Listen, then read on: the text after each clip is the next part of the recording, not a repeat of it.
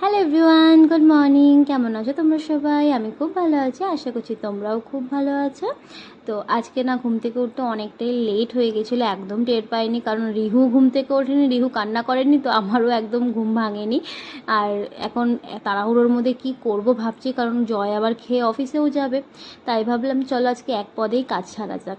ঘরে একটা পনির ছিল, ওই আমুলের 200 গ্রাম পনিরের একটা প্যাকেট ছিল, তো সেটাই নিয়ে নিলাম। ভাবলাম এক পদে আজকে কাজটা সেরে দিই।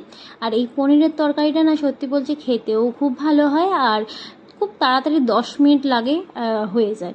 তো পনিরগুলোকে দেখো আমি প্রথমে পিস পিস করে কেটে নিয়েছি, আর তারপরে একটা কাঁটা চামচের সাহায্যে 2-3 দিক দিয়ে একটুখানি গর্ত করে নিচ্ছি, যাতে পনিরের ভেতরে সমস্ত মশলাগুলো ভালোভাবে ঢুকতে পারে।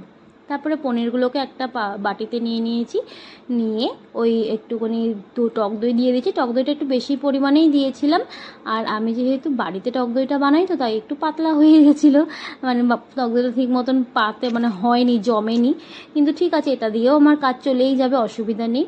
আর তার মধ্যে এখন দেবো একটু আদা রসুন বাটা 2 চামচ মতন, আর দেবো একটু গরম মশলা, আর দেবো গোলমরিচ। এই কটা মশলা দিয়েই কিন্তু আজকে এই তরকারিটা আমি রান্না করবো পনিরের।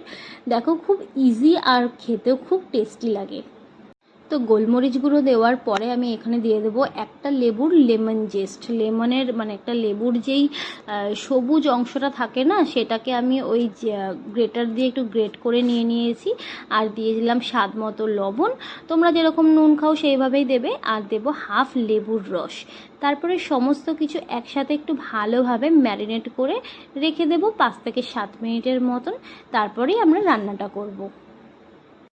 কড়াই গরম হয়ে গেছে, আর কড়াইতে দিয়ে দিয়েছি আমি সাদা তেল, আর তেলের মধ্যে দেবো এখন গোটা গরম মশলা ফোড়ন। আর তার মধ্যে গোটা গরম মশলার মধ্যে ছিল হচ্ছে তেজপাতা, লবঙ্গ, এলাচ, দারচিনি, আর ছিল কয়েকটা ওই কালো মরিচ, মানে হচ্ছে কি গোলমরিচ। তো সেগুলো আমি দিয়ে দিয়েছি। সেগুলো যখনই একটু গরম হয়ে গেছে, তারপরে যে পনিরের মিশ্রণটা বানিয়ে রেখেছিলাম, তো সেটাকেও দিয়ে দিলাম এখানে। এবার দেওয়ার পর এটাকে নেড়ে চেড়ে আমি কিন্তু 10 মিনিট মতন ঢেকে এটাকে লো ফ্লেমে ছেড়ে দেবো রেডি হওয়ার জন্য। তার মধ্যে দিয়ে দিয়েছি 2 থেকে 3টে কাঁচা লঙ্কা চেরা।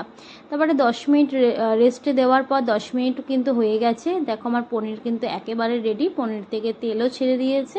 তো নামাবো এখন। নামানোর আগে দিয়ে দিলাম একটুখানি সামান্য চিনি, আর একটু গোলমরিচের গুঁড়ো, আর একটু কুচনো ধনেপাতা। ব্যাস, পনির কিন্তু আমার রেডি। এবার সাথে সাথে আজকে একটু আলুর কুলচাও বানিয়েছিলাম। আলুর কুলচার রেসিপি আমরা অন্য দিন শেয়ার করব। আজকের ভিডিওটাই অবধি, বাই।